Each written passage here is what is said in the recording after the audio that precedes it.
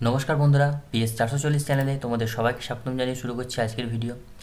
আজ আমি দেখাবো তোমাদের কলকাতা পুলিশে 225টি পদে ডেটা এন্ট্রি অপারেটর নিয়োগে, যেটা শুরু হবে 15/3/2024 এবং লাস্ট ডেট 4/4/2024। তো নোটিশটি দেখে নেব। তো তার জন্য এখানে ক্লিক করলে তোমাদের সামনে পিডিএফ ফাইলটি ওপেন হয়ে যাবে, অথবা তোমরা এখানে বুলেটিন বোর্ড বলে যে অপশানটা আছে এখানে ক্লিক করবে। এখানে ক্লিক করার পর online application window, post of 225 data entry operators shall be opened WEF 15/3/2024 আর লাস্ট ডেট অ্যাপ্লিকেশান ইজ 4/4/2024। তো এই যে লিঙ্ক আছে এখানে ক্লিক করে তোমাদের সামনে পিডিএফ ফাইলটি ওপেন হয়ে যাবে। হচ্ছে সেই পিডিএফ ফাইলটি। তো এখানে এমপ্লয়মেন্ট নোটিশ নাম্বারটি দেখতে পাচ্ছ, 8/3/2024 বেরিয়েছে। তো এখান থেকে যেটা নেওয়া হবে, ডেটা এন্ট্রি অপারেটর, গ্র্যাজুয়েট হতে হবে যে কোনো শাখায় এবং কম্পিউটার অ্যাপ্লিকেশানের সার্টিফিকেট থাকতে হবে। 225টি পদে নেওয়া হবে, 16,000 টাকা করে বেতন থাকবে। তো অ্যাপ্লিকেশান যেটা করতে পারবে, শুধুমাত্র অনলাইনে অ্যাপ্লিকেশান করতে পারবে। এটা হচ্ছে সেই ওয়েবসাইট www.kolkatapolice.gov.in। কিন্তু অ্যাপ্লিকেশান এখনও শুরু হয়নি, শুরু হবে 15 তারিখ থেকে, 15/3/2024 থেকে 4/4/2024। তো এখানে এজ লিমিট যেটা আছে, জেনারেলদের ক্ষেত্রে 1/4/1984 থেকে জন্ম হতে হবে এবং 1/4/2006 মধ্যে হতে হবে। অর্থাৎ 1/4/1984 থেকে 1/4/2006 মধ্যে যারা জন্মেছো তারা অ্যাপ্লাই করতে পারবে।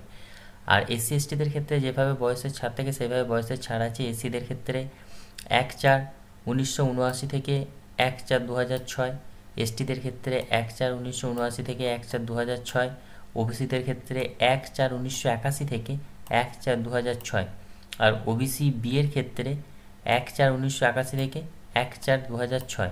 আর ইডাব্লিউএস ক্যান্ডিডেট যারা আছো তাদের 1/4/1984 থেকে 1/4/2006 এই বয়সের মধ্যে যারা, মানে এই ডেট অফ বার্থের মধ্যে যারা আছো তারাই অ্যাপ্লাই করতে পারবে। কারণ এর আগে হলে পারবে না, এবং 1/4/2006 পরে যারা জন্মেছো তারাও পারবে না।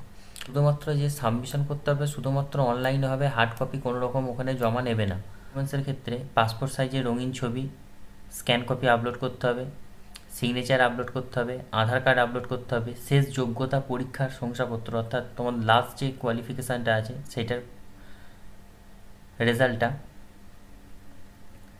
তুমি কোন ক্যাটাগরি আছো, যদি জেনারেল হও তাহলে তো কিছু লাগবে না, কিন্তু অন্য যদি ক্যাটাগরি হও সেই ক্যাটাগরির সার্টিফিকেট, আর বয়সের প্রমাণপত্র হিসেবে মাধ্যমিক পাসের সার্টিফিকেট বা মাধ্যমিকের অ্যাডমিট কার্ড দিতে পারো। এবার ভোটার কার্ড, রেশন কার্ড প্রমাণপত্র হিসেবে কোনো বৈধ ঠিকানা, এইগুলো দিতে হবে।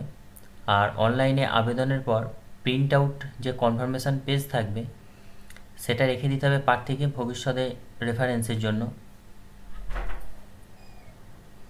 এই পরীক্ষার জন্য কোনো ফিস লাগবে না। তো এটাই হচ্ছে নোটিফিকেশান। আমি এই নোটিফিকেশানের লিঙ্ক ডেসক্রিপশন বক্সে দিয়ে দেবো, তোমরা একবার ভালো করে দেখে নিও। আমি আর বিস্তারিত বললাম না, কারণ একবারে ফর্ম ফিল আপের ভিডিও নিয়ে তোমাদের সামনে হাজির হব। তো তার জন্য চ্যানেলটিকে সাবস্ক্রাইব করে পাশের অল নোটিফিকেশানটি অন করে দিও। ধন্যবাদ বন্ধুরা।